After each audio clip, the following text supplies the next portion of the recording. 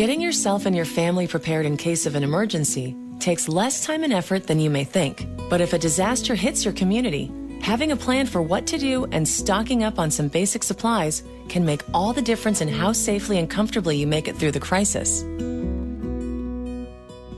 In case of a major emergency, if you call 911, we may not be able to come out as quickly as you'd like us because we're going to be overwhelmed. We're going to have so many different situations at hand. So if you are prepared at home and you have a plan, then you'll be able to cope with it until help arrives.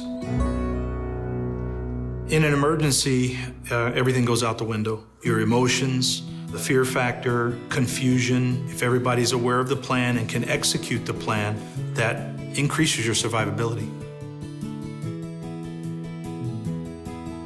Take a few minutes to check out the tips and tools available on ready.gov that make getting prepared easy. There are a few basics. First, learn about the types of risks that could affect your area. No matter where you live, there is a natural or man-made disaster that could strike without warning. Knowing what to do before, during, and after these types of events ahead of time will help you make an effective plan. Then take a moment to sit with your family and decide how you will get in contact with each other, where you will go, and what you will do in the event of an emergency. Having a plan that everyone in the family is aware of can be very helpful in those situations where the family members are not in the same place.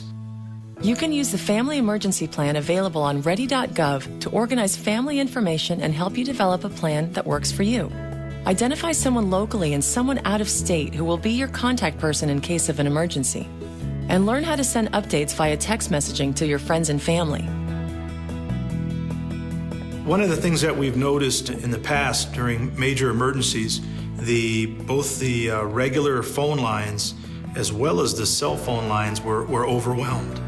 But people were still able to text message vital pieces of information in terms of location, nature of problem, or just to text to say all is well.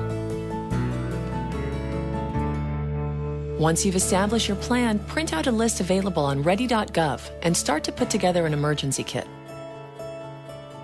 A standard emergency kit includes water, food, and medicine to sustain all members of your household for at least 3 days. Visit ready.gov for a complete list of suggested items, along with recommendations for how to prepare a family emergency plan.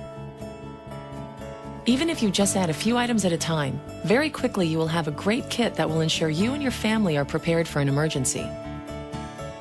Also, be sure to keep a copy of the emergency plan together with copies of important documents like birth certificates, insurance policies, and financial forms in your emergency supply kit.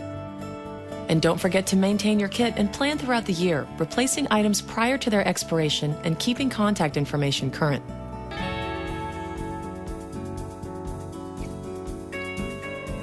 Remember that emergency preparedness is not something you can do once and forget about it. Make sure that you review your kit periodically, you update any medication or food and supplies, and also that you periodically review it with your family. Inquire about emergency plans at places where your family spends time, like work, school, faith organizations, and recreational activities.